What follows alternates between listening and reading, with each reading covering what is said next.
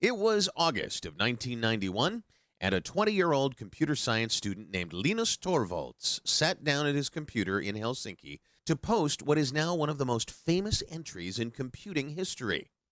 Hello, everybody out there. I'm doing a free operating system, just a hobby, won't be anything big and professional like GNU. It probably will never support anything other than AT hard disks, as that's all I have. Well, word of Linux open source project quickly spread around the globe, and developers from all over contributed their code. Linus named his OS kernel Linux and chose a penguin as its mascot, after a little incident at the zoo. He soon made a very important decision that would shape Linux's future just as much as the technology. He chose the GPL license, created by a visionary named Richard Stallman. The Linux kernel, along with the GPL license and other GNU components, revolutionized the computing industry with a few very simple yet very important freedoms.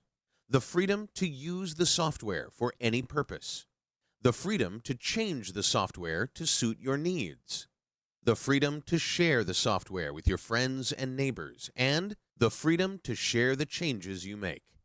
These radical ideas fueled its spread around the world and, somewhat paradoxically, its rise from a hobbyist experiment to the foundation of a large and thriving commercial ecosystem. Companies built businesses around Linux. In 1999, Red Hat's stock tripled as it became the first Linux company to go public. That same year, IBM spent $1 billion to improve and advertise Linux. Does he have a name? His name is Linux. Soon, Linux was knocking out industry heavyweights and fueling the rise of the internet with its free software. In short, Linux revolutionized computing. But whenever something is this disruptive, there's bound to be competitive crossfire. But Linux not only survived, it thrived. Today, the kernel development community numbers in the thousands, with hundreds of companies collaborating on Linux development. Every 3 months, another version of Linux is released. So, where is Linux today? Running in 75% of stock exchanges worldwide, and powering the servers that deliver Amazon, Facebook, Twitter, eBay, and Google. You use Linux literally every time you surf the internet.